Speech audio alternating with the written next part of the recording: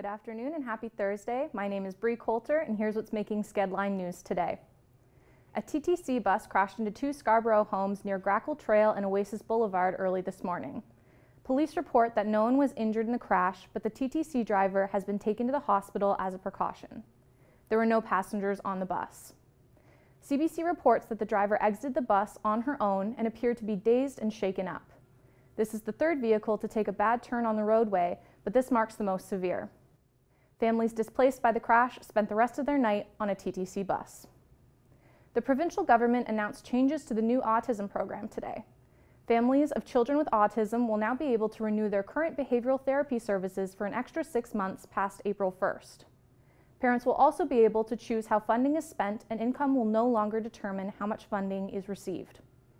Children, Community and Social Services Minister Lisa MacLeod says that provincial government has budgeted $331 million for the program over the next year. New Zealand announced a ban on military-style assault weapons last night. Prime Minister Jacinda Ardern announced that high-capacity magazines and some semi-automatic firearms will not be available to the public without a permit from police. Police and military personnel are exempt. The banned weapons are similar to the ones used in the Christchurch mosque terror attack last week. 50 people were killed in the attack and 40 have been identified by police. The death toll rises in Mozambique to over 200 as rescue workers have extended their search after a cyclone left the country flooded. The death toll is expected to rise as rescue efforts continue to find bodies in the flooding.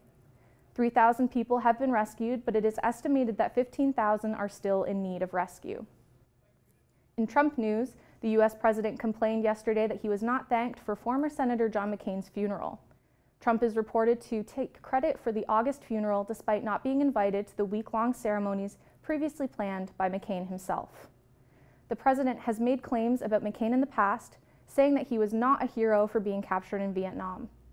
McCain was tortured and kept prisoner for 5 years during the Vietnam War. Closer to home, Mississauga wants out. Mayor Bonnie Crombie is moving towards provincial approval to separate from Peel Region to save money for the city. Crombie tweeted that Mississauga could expect up to $85 million in savings by becoming independent. Those are your top news headlines today. Let's bring it over to Cassandra Turco with entertainment.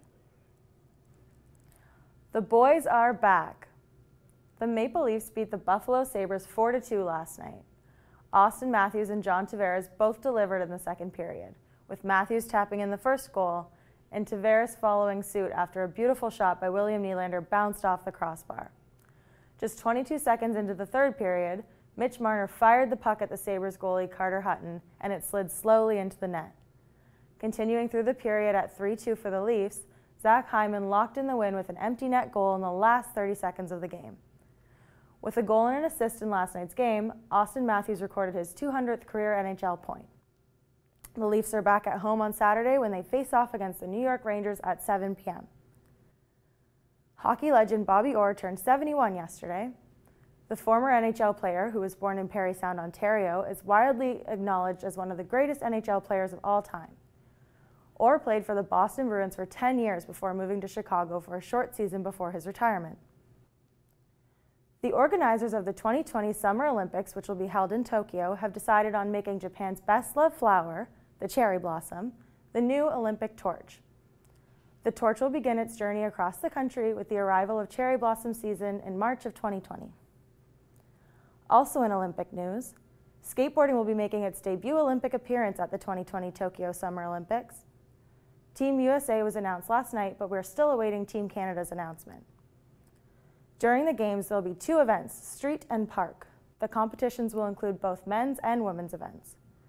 The street competition will be straight, street-like courses, and the park competition will be similar to a typical skate park with various ramps and bowls. If you missed it yesterday, it's not too late to check it out. Skedline's Aaron Ranson, Brandon Treader, and Mike Ranger's March Madness preview is on skedline.com. That's all for sports today. For skedline.com, I'm Anastasia Colsingano, and now here's Cassandra with entertainment. Thanks, Anastasia. I'm Cassandra Turco with your entertainment news. R. Kelly seems to be strapped for cash. The singer, who is facing sex abuse charges dating back to the 90s, asked the judge on Wednesday if he could travel to the Middle East to perform. These pre-booked shows were set for mid-April before he was arrested, but are not being promoted online. The R&B musician was also scheduled to meet the royal family during his time in Dubai. According to R. Kelly's lawyer, the singer is struggling to pay his child support and other child-related expenses.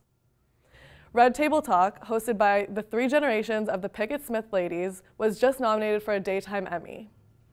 The show, which launched just under a year ago, was nominated for Outstanding Informative Talk Show. The multi-generational talk show includes every candid conversation under the sun, from the Jordan Woods scandal to surviving R. Kelly to speaking about interracial marriage. With the nominations also comes a renewal of the show for 20 more episodes. The episodes can be found on Facebook and are approximately 20 minutes long. Jordan Peele's movie Us premieres tomorrow in theaters, and everyone's talking about it. The movie is said to be another suspenseful, scary, thought-provoking film. This is Peele's second mystery thriller after his directorial debut of Get Out in 2017. The movie stars Black Panther's Lupita Nyong'o and Winston Duke. Jessica Simpson welcomes baby number 3 to the family. Birdie Mae Johnson was born on Tuesday, weighing 10 pounds and 13 ounces. She announced her pregnancy in August and has been proudly showing off her baby bump since. She showed a glimpse of her daughter on Instagram by posting her 2 daughters holding hands. That's all for entertainment. I'm Cassandra Turco. Thanks for watching.